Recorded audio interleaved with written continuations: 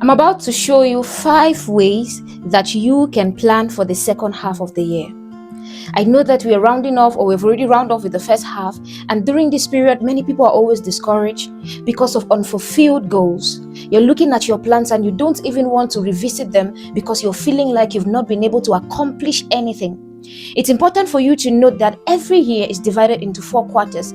The first quarter is made up of 3 months, the second one 3 months, and so we are done with the first 2 quarters of the year and we are entering the next 2 quarters. If you make your goals, you set your goals, or you draw your plans according to these quarters, it will be easier for you to accomplish them. That's because you'll be able to revisit them after each quarter. You'll make modifications and you will make changes as necessary. But if you have block goals that covers the entire year, 12 months, you will not be able to do that and you will just get discouraged at some point.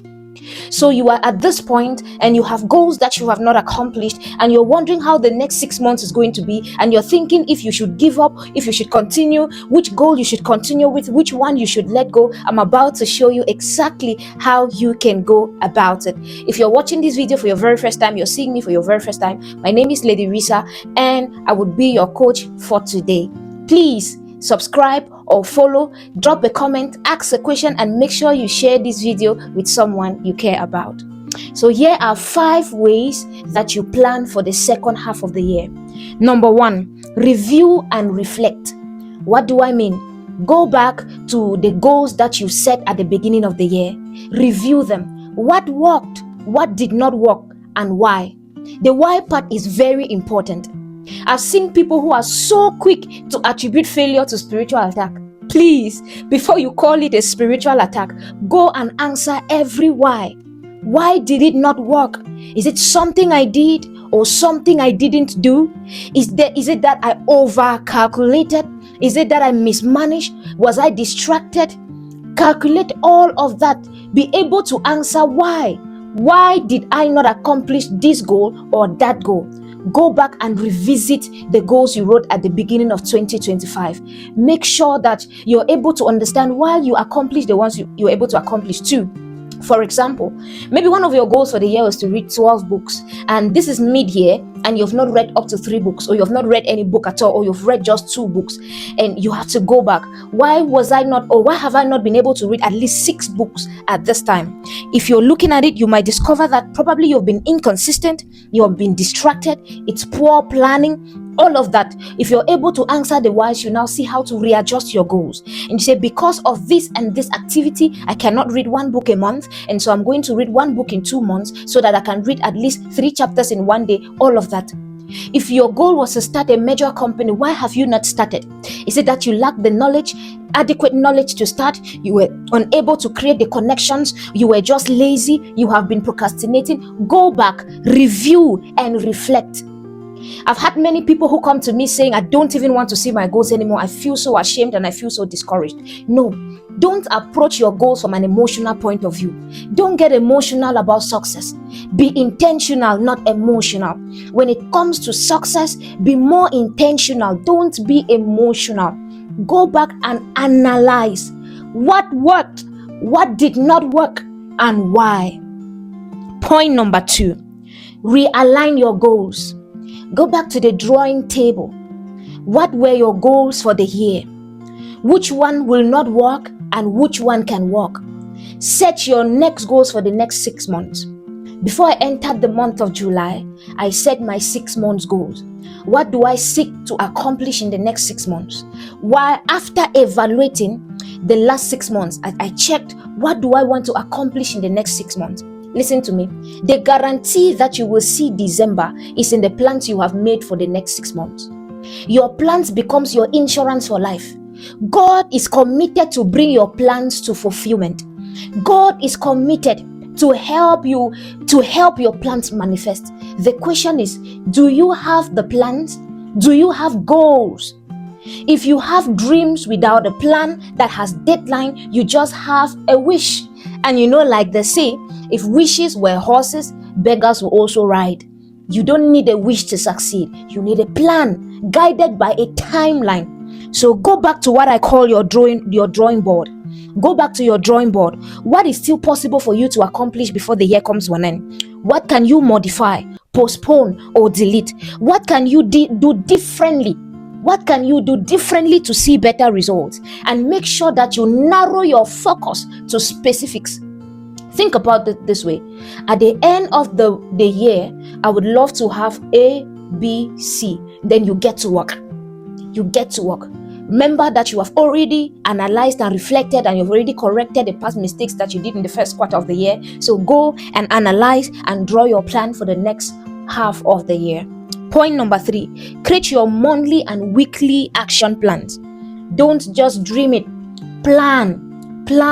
What will you want to accomplish at the end of the year? Good. The next step, what will you do every month that will draw you closer to this goal?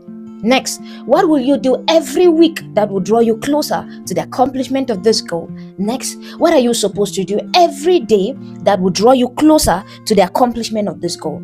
If you set it as a goal or as a task that by the end of the year, you should be able to read at least 6 books. I keep going back to the example of books. I hope you understand it better with that example. You want to read, okay, let's say you want to write a book. Before December, you want to write a book. What is it going to take? You gather all the materials, the research. Which book do you want to write? Which niche do you want to focus on? You gather the material and everything, you put it together. So for you to accomplish this task or this goal, based on the other activities you already have, you're going to write 2 chapters a week. Every week, you write 2 chapters. Every week you write 2 chapters. By November, you are done with the book. You go into editing and the layout. Then you start working on the publishing procedure. By December, you will be able to produce that book. You're saying one of your goals is to start a podcast. How do you start a podcast? You just need your phone. If you don't have a phone, use your friend's phone. Your friend doesn't have a phone, use your neighbor's phone. Just make sure you get somebody that has a phone to be your friend so that you can start immediately. Oh, you might be saying, I don't have a background, I don't have ring light. Let me tell you something. Sunlight is brighter than ring light. Go out there when the sun is shining bright, beg that phone, take that phone, or use the one that you have, record what you want to record, and start posting immediately. By the time that 6 months period comes, you must have been able to upload so many videos and you'll be proud that you accomplished that goal. Stop procrastinating. Or you can say that I would be able to buy this in July, this in August, set up this space, and by November latest, I will start the podcast. Either ways, make sure you have weekly and monthly goals. The good thing about goals is that it gives you a sense of purpose. People easily have burnout and they easily feel overwhelmed and they easily feel tired and depressed because they don't have goals. Whenever you have something you are looking up to, it gives you a sense of purpose, almost like a reason to live. Make sure that you don't start a day without a goal. You don't start a week or a month without goals. Make sure you have them written down. Go back and tick them when you accomplish them.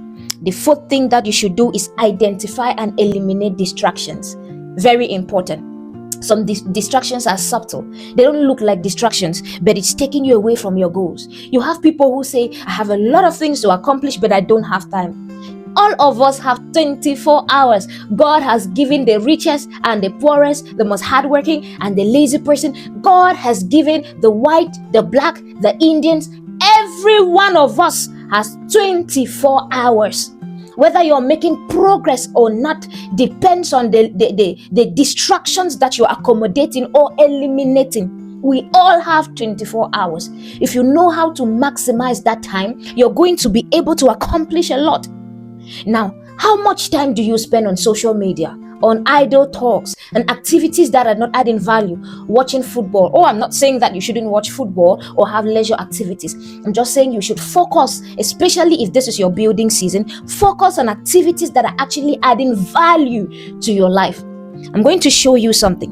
If you spend 5 hours on social media in one day, just 5 hours. And I know people who spend more than 5 hours. Do you know there are times you just hold your phone and you're just going through TikTok or Facebook or some other apps, and by the time you lift up your head, it's already like 2 hours gone, 3 hours gone. In 24 hours, if you spend just 5 hours on social media, it means you'll be spending 35 hours on social media every week. Every week you have spent 37 hours on social media. That is about 140 hours in 1 month. It means within 1 month, which is 30 days, you have spent 140 hours on social media, and over 800 hours in 6 months, which is 33 full days. If you spend just 5 hours on social media, scrolling through social media every single day, in 6 months, you have spent 33 days just on social media. Then imagine the hours you spent gossiping, the hours you spent watching TV and following other movies and reality shows. Some of you even watch season films that have season 1, episode 2, episode 1, episode 2, episode 16, season 2. Before you finish all of the episodes, you have spent 7 to 8 hours a day just watching a movie, following a TV show, talking with friends, analyzing football, talking about how you're going to buy Ronaldo and sell Messi in your little corner. Reduce the time you spend on idle talks, the time you use just scrolling through social media, the time you use doing activities that are unproductive, and try to maximize that time to do something productive that takes you closer to your goals. There are 2 categories of people: those who make history and those who watch history. Where are you? Are you part of those that are making history, or you're just there admiring those who are making history? I want you to be intentional about your life, intentional about your activities, intentional about your goals. You could even have what I call digital detox days, where you go offline for 24 hours, 48 hours, 3 days, so that you can realign yourself to your goals and make sure that you are accomplishing all the goals that you have set, step after step. So identify and eliminate all your distractions. Point number 5. Before I go to point number 5, this book was released on my birthday on the 6th of June. It is titled 30 Before 30, subtitled 29 Mistakes to Avoid Before 30. Now, many people think that if you're below, those who have this book, they feel like if you're below 30, you don't have to read the book. No. The lessons in this book are for everyone. Even if you're 60, the lessons in this book are going to help you. You can get a copy of the book either online, on-site, contact the details on the screen, or send a message at the comment section and we'll give you a copy of this book, 30 Before 30. I also have another book, The Common Sense Revolution, Wisdom for Daily Living, or you can get other books I'm going to share with you. Let's continue. Point number 5, be consistent and disciplined. Be consistent and disciplined. If you are not consistent, you will not be able to accomplish anything. The greatest quote I heard about consistency says that consistency is a key that opens every door. If you are consistent on a certain path, chances are you will succeed in what you are doing. So many people are fond of breaking routines. You do it today, you are motivated today, and the next day you drop it. Don't live your life based on motivation. Motivation is a temporal feeling. It gives you temporal excitement. What guarantees continuous input is discipline. Discipline yourself to be consistent. Do it while you're angry. Do it while you're happy. Do it while you're depressed. Do it while you're joyful. Do it while you're discouraged. Do it while you're encouraged. Do it while you are in pain or you're going through challenges. If you say you are reading, read. If you say you are attending that seminar, attend it. If you say you're listening to that podcast, if you say you are taking a self-development course, do it. Don't live life based on emotions or feelings. You don't feel like waking up, so you don't wake up. You don't feel like stepping out, so you don't step out. You don't feel like, no. Don't live your life based on feelings. Make sure that you are disciplined and you are consistent. Little actions done consistently, little stones gathered every day consistently will soon form a mountain. So as you listen to this video, you're motivated, you're inspired, you want to go back to that goal, you want to start doing it again, you want to go back to the drawing table, you want to set your goals for the next half of the year, and you want to accomplish every part of the goal. Please be disciplined. Have a specific time you wake up, specific time you go to bed, specific activities you carry out, and you're going to see results at the end of 2025. Or at the end of the year. Thank you for watching this far, and I would not end without telling you this one, very important. Pray. Your prayer is your spiritual advantage. So pray to God for help and the grace and the divine empowerment to be able to do what your by human ability you cannot do. God can help you. God can help you accomplish those goals. Wake up every day, ask God for help, pray about those goals, and the Lord will help you. Father, I thank you for this person that has watched this video. I thank you for the transformative effect that this information is having in their lives. I pray, Lord, that you will help them set goals and accomplish the goals by your grace. In Jesus' mighty name, amen. Thank you for watching. I'll be waiting to answer all of your questions at the comment section. Please share this video with someone because I'll be posting the next video very soon. Remember, you are the light. Don't forget to shine.